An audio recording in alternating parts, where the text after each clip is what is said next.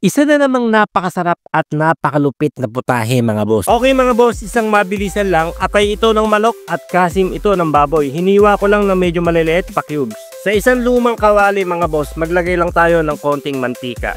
Maglagay din tayo ng kapirasong butter mga boss. Kung meron kayong margarine, pwede naman. Bago pa malusaw yung ating butter mga boss, ilagay na natin yung sibuyas. Ilang saglit lang, isunod naman natin yung bawang kontra aswang. Bago pa tuluyang maprito ang bawang natin at sibuyas mga boss, ilagay na natin yung kasim ng baboy.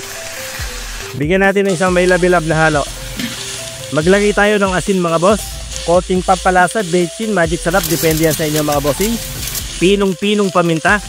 Takpan lang muna natin mga bossing, hayaan nating lumabas yung sariling katas. Maglagay tayo ng pineapple juice, isang can mga boss. Isang latang liver spread mga bossing, maglalagay din tayo. Uli natin takpan mga boss, hintayin natin lumambot yung ating karne ng baboy. Okay mga boss, makalipas ang halos 10 minuto, muli natin balikan ang ating niluluto. Bigyan natin ng isang may labilab na halo.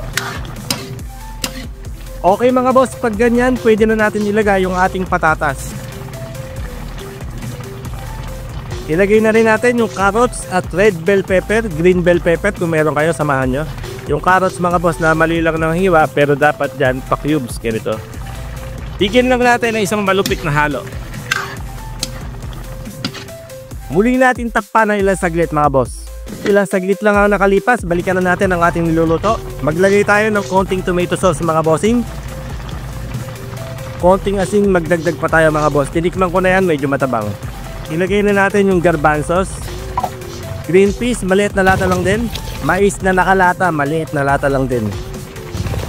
At yung atay ng manok mga boss, pwede na natin ilagay. Bigyan natin ng isang mailab-ilab na halo.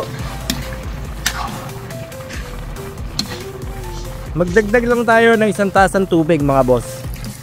Maglagay ulit tayo ng pinong paminta mga boss. At syempre muli natin takpan. Napakabilis lang naman maluto ang atay ng manok mga bossing. Kaya balikan natin at bigyan natin ng isang mailab-ilab na halo. Pag ganyan mga boss, pwede na natin nilagay yung ating pangwakas o pang pinaling sangkap. Ito ang magpapasarap sa ating ginagmay. Okay, so mga boss, hiniwa ko lang ng pa-cube, medyo maliliit. Haluin.